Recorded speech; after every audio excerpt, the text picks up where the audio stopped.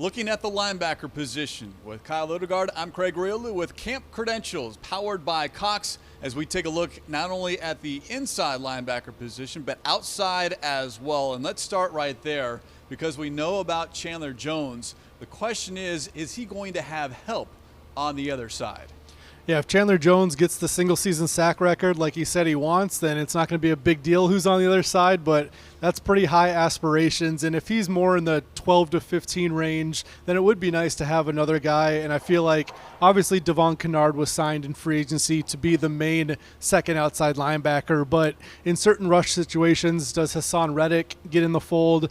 Does Isaiah Simmons move over to outside linebacker in blitzing situations? So they do have some options behind Kennard. And Kennard has had success the past two seasons with the Lions in getting to the quarterback. But outside of those top two, it's Hassan Reddick, and then there's a question mark, knock on wood, if you need to go into the well, if you will.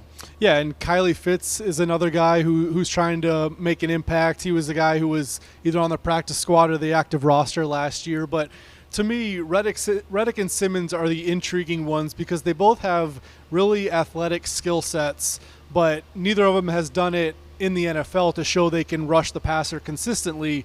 A guy like Reddick was great in college at it, but he's smaller. Isaiah Simmons doesn't have the reach of a guy like Chandler Jones, so can either of those guys do it? You've brought up Simmons twice now. What we've heard so far is that he is working at inside linebacker, and that is his focus. But it is intriguing because of everything that he can do on a football field.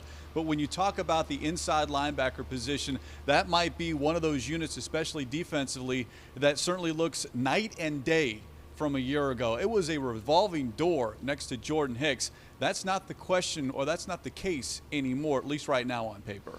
Maybe I'm already getting ahead of myself putting Isaiah Simmons on the outside when he needs to prove himself on the inside first, but that's definitely where they want him to learn. And the number 8 overall pick, he's got all this athleticism, and he can play a lot of different positions like he did in college, but they want to make sure he's good at inside linebacker and then start expanding it.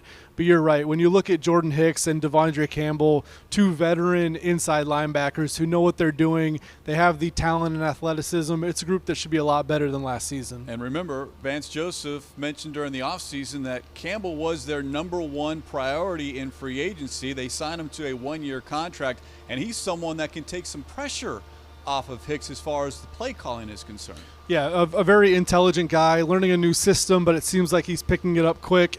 And also, he's a guy that has done a pretty good job of covering tight ends in the past. Isaiah Simmons was obviously brought in to do that too.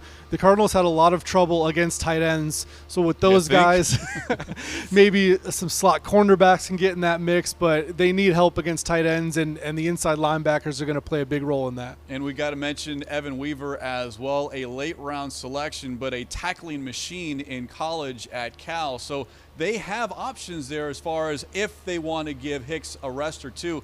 He played every single snap a year ago. That might not be happening here in 2020. And it's a good thing. If you have 3 or 4 guys, you can really figure out what their skill sets are and put them in sub packages when it makes the most sense. But yeah, you don't want to rely on somebody to play every single snap if you don't have to. If Jordan Hicks can play in optimal spots, get a little bit of a rest, maybe that makes him better too. And then, of course, there's also the possibility we see 5 linebackers on the field at the same time because of all that talent and trying to get Simmons on the field.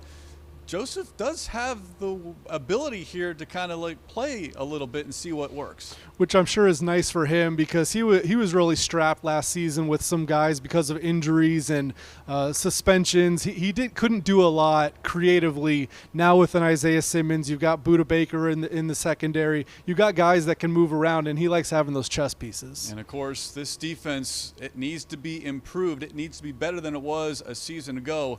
And on paper, this defense does look that much better. With Kyle Odegard, I'm Craig Grialou. This has been Camp Credentials, powered by Cox.